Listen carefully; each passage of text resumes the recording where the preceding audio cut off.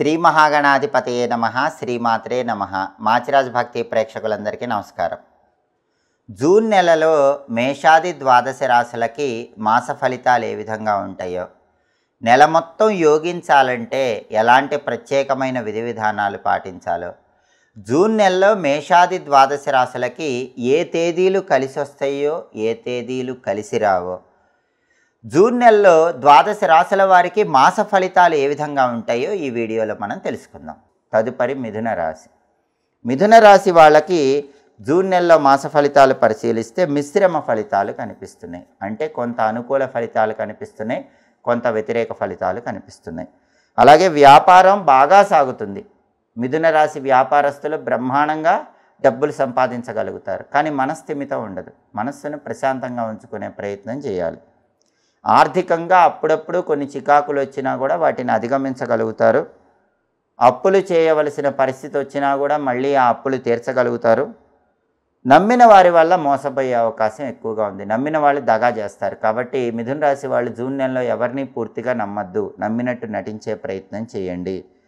అలాగే సంతానం వల్ల కూడా అప్పుడప్పుడు కొద్దిగా చికాకులు తప్పవు. ఆరోగ్యరీత్యా కొన్ని ఇబ్బందులు కనిపిస్తూ ఉంటాయి. అయినప్పటికీ ఆ సమస్యల నుంచి బయటపడగలుగుతారు.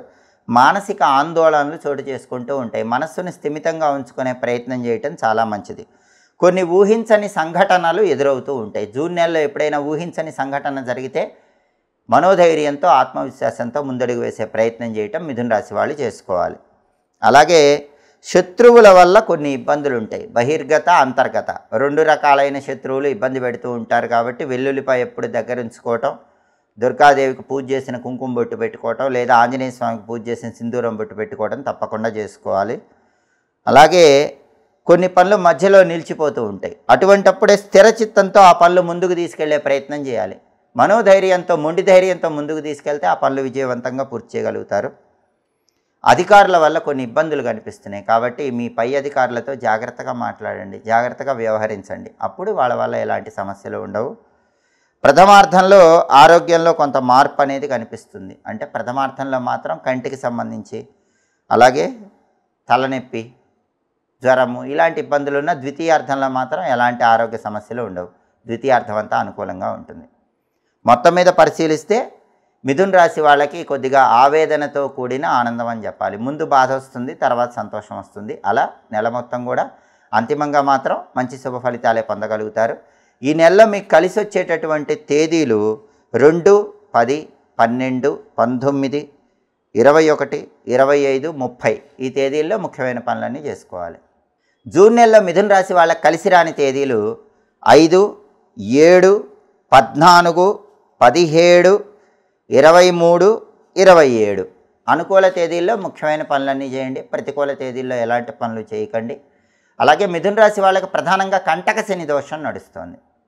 ఈ కంటక శని దోషాన్ని నుంచి బయటపడటానికి మాత్రమే ముఖ్యంగా వెంకటేశ్వర స్వామి ఆలయ దర్శనం చేయాలి.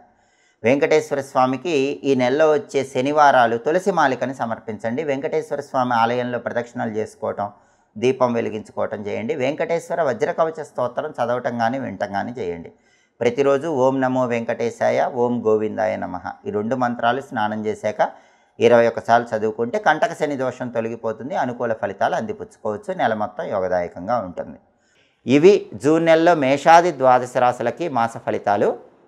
ప్రతి నెలలో మీ మాస ఫలితాలు తెలుసుకోవాలనుకుంటున్నారా? అయితే మాచిరాజ్ భక్తి ఛానల్ తప్పకుండా చూడండి. మా వీడియోస్ మీకు నచ్చినట్లయితే మా ఛానల్ లైక్ చేయండి, కామెంట్ చేయండి. మా ఛానల్ వీడియోస్ 10 మంది మిత్రులకు షేర్ చేయండి. మా ఛానల్ని సబ్స్క్రైబ్ చేసుకోండి. పక్కనున్న బెల్ సింబల్ నొక్కటం మాత్రం మర్చిపోకండి. సర్వే జనాః సుఖినో భవంతు. స్వస్తి.